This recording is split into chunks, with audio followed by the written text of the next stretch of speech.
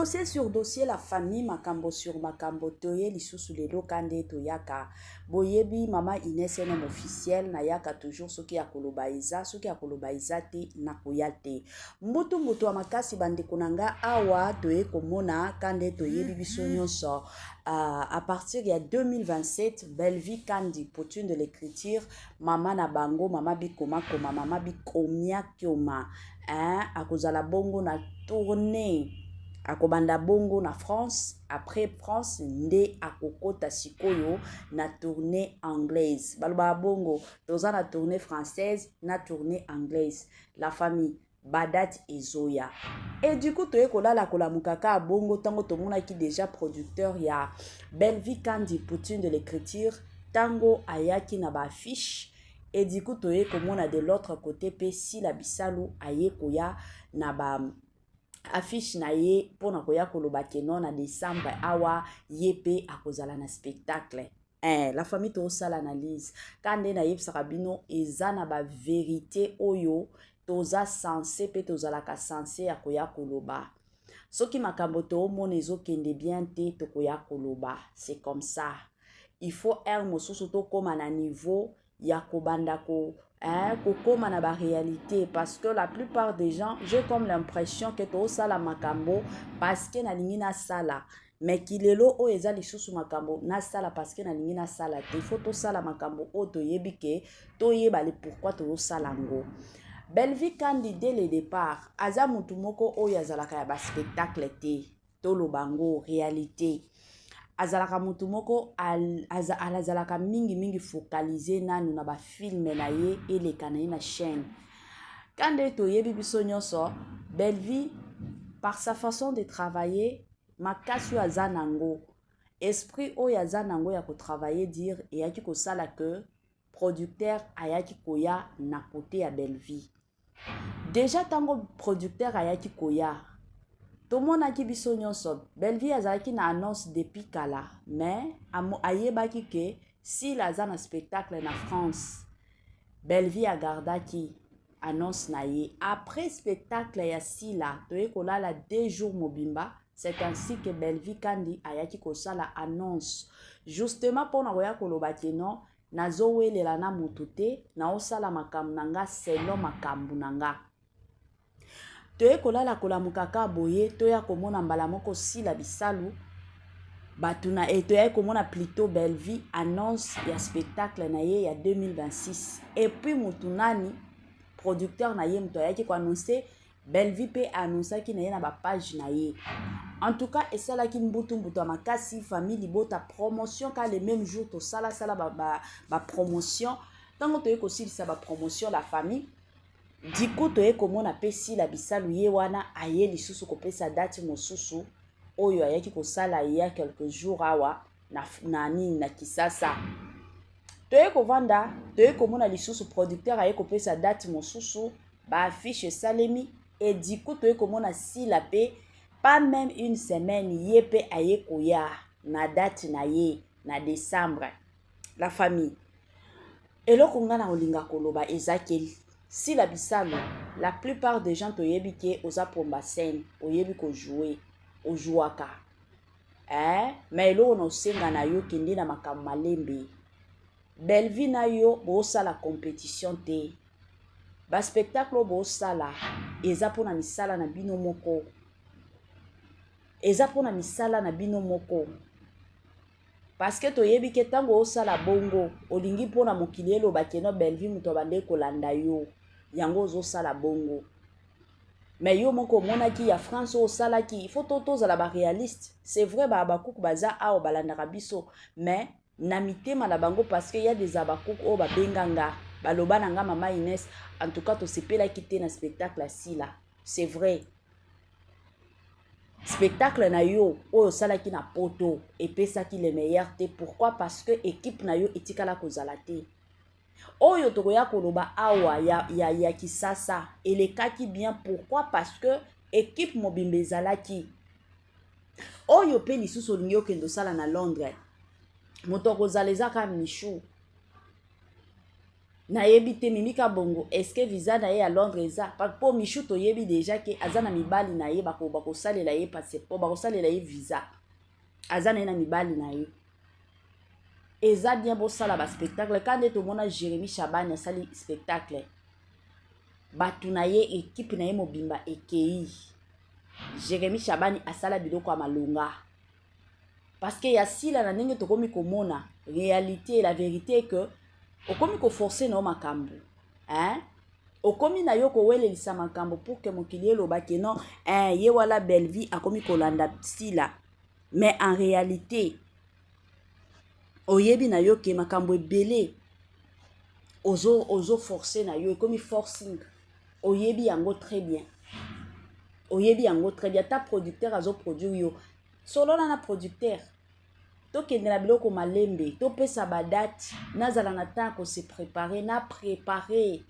spectacle na préparer bato o il faut na mema na préparer bato nyonso ezalaka te ke non okende osala spectacle tokoma kuna ezala makambo ekozala bien te mais tandis que si tu te prépares au préparer chemin ekozala bien. Pour ton information, belle vie quand azosala compétition na yo te. Pour ceux qui alingaki asala compétition date oyo batiaki ti 2027 balingaki na année oyo kaka badate elingaki epesama asala ta na Kisasa asala ta wapi me asali yango te azozwa temps na ya ko préparer azozwa temps na ya ko bongisa ba makambo na ye nyonso pour que tango akokende kosala akende osala biloko ya malunga. Awa eza compétition mutu na mutu azosala mosala na ye mutu na mutu aza na capacité na ye ya kokoma filme mutu na mutu aza na ndenge na ye ya kosalela makambo. Alors oya kolinga kosala ba compétition te na belle vie. Même si la Bissalo Beckham Pomba Sen Combo Belvin Kadi la patronne ya famille Bota et groupe nae à Pisaï. Oui, parce que c'est Belvin qui a donné à Sila le nom. Surnom on a Pomba et Sen par rapport il y a talent et Sila. Parce qu'il faut les reconnaître que si la Bissalo a un talent nae. Là, il n'y a pas match. Si la Bissalo a un talent, et puis là, ça dit que non. Pomba Sen, on a si là. Si la bête, azako landi sa bas spectacle. On landi sa bas spectacle. Outi poto bête, que Belgique a sali spectacle, a soigné kin. Show, n'habite rien à show, ce théâtre de Verdi, je ne sais pas c'était où.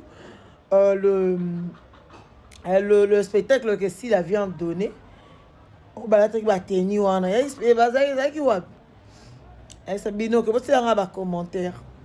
J'ai tellement regardé tous ces spectacles, mais je sens que si la Bissalo est dans le forcing, excusez-moi, je ne crée pas de polémique, mais c'est une réalité. Si la Bissalo, elle est dans le forcing, dans quel sens? Pourquoi est-ce que je dis ça? Si la Bissalo, elle fait tout pour faire plus de spectacles, jouer plus de salles, pour que jour Belvière au tabac date à spectacle naïe, balobake à sali suivre les guides. Bazawana au four et au moulin, na staff pour créer des idées tous les jours. C'est-à-dire qu'on crée des idées. Bango posa bongo za balo bake yem tasake loko wana mutaliboso yem tasake loko wana mutaliboso yem tasake loko wana mutaliboso. Mais vous oubliez que la gloire de la deuxième maison sera plus grande que celle de la première. Oro saloma mbebele o bando beta basali boso mini grâce aux ont fallu pour la musique. Grâce à nous localiser mutonio sotuti. Parce que bafali baza tout wal mongo eza que na ba vie bato bongo babota ma rapport ça 100 ans sera couvert après 100 ans pour vous omtora fali c'est pas donné. Mais bizarrement s'il avait faire pareil, ça dit que s'il a copie Fali mais de la mauvaise manière, Fali faisait ça naturellement, ça dit qu'il ne force pas avec personne. Il ne force avec personne. Il ne veut pas que les gens disent que Fali a fait plus. Il jouait par rapport à son succès. Mais si, laisse-moi te dire, Nathalie Biloko, non, tu es dans le forcing. Je suis désolée de te le dire, mais c'est comme ça. Au gros, ça a plus de spectacles. Mais au cas où Moutou a bêté un spectacle belé, aya betika sale moko. Et là, qui sait que tout ce que tu as fait, c'était rien. Alors, il ne faut pas faire quelque chose pour prouver au monde. Oui, c'est bien. On est dans un milieu où la compétition est inévitable. Mais au bout d'un moment donné, mets un peu l'eau dans la bouche, mets un peu l'eau dans le vin, calme-toi un peu. Tu es en concurrence avec personne. Pourquoi je dis ça? Parce que si la na belle vie, bah, on a le même style de jeter. C'est-à-dire que nous, sur la scène, bah, on a le même style de jeter. Bah, ça très différente. Et on a déjà comparaison, on a sens. Mais quand même, si la se met tellement en compétition avec Belleville qu'elle oublie que faut qu'on lie ça théâtre. Théâtre lié ça.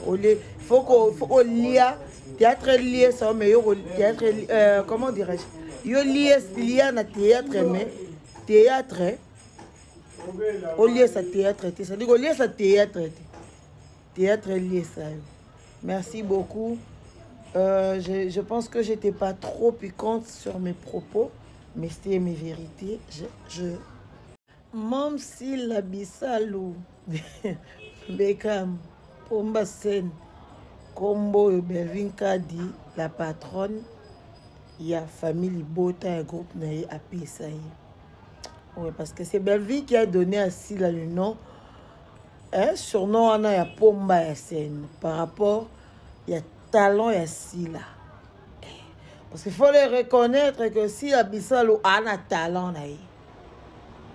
Là, il n'y a pas match. Si la Bissalou a un talent, et puis là, ça dit que non. Pomba Sen, on a si là.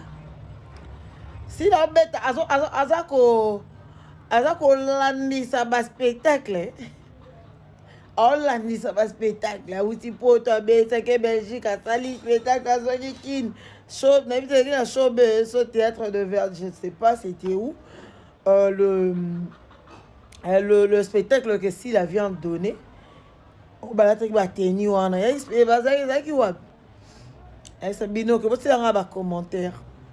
j'ai tellement regardé tous ces spectacles, mais je sens que si la Bissalou est dans le forcing, excusez-moi, je ne crée pas de polémique, mais c'est une réalité. Si la Bissalou, elle est dans le forcing, dans quel sens? Pourquoi est-ce que je dis ça? Si la Bissalou, elle fait tout pour faire plus de spectacles, jouer plus de salles, pour que jour Belleville au tabac date à la spectacle, balobake à sali suivez les guides. Bazawana au four et au moulin, na staff pour créer des idées tous les jours. C'est-à-dire qu'on crée des idées. Bango pour ça, bango ça balobake yem ta sake lo kwa na mutali boso. Yem ta sake lo kwa na mutali boso. Yem ta sake lo kwa na mutali boso. Mais vous oubliez que la gloire de la deuxième maison sera plus grande que celle de la première. Oh, ça nous m'a bébélé. On va nous mettre basa di bosso. Mais grâce à eux, fallu pour prendre la musique.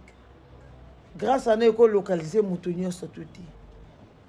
Parce que bah fallu bah tout le monde que na ba vie bah tabongo babota ma rapport ça 100 ans. Sera couvert après 100 ans pour vous en tour fallu. C'est pas donné.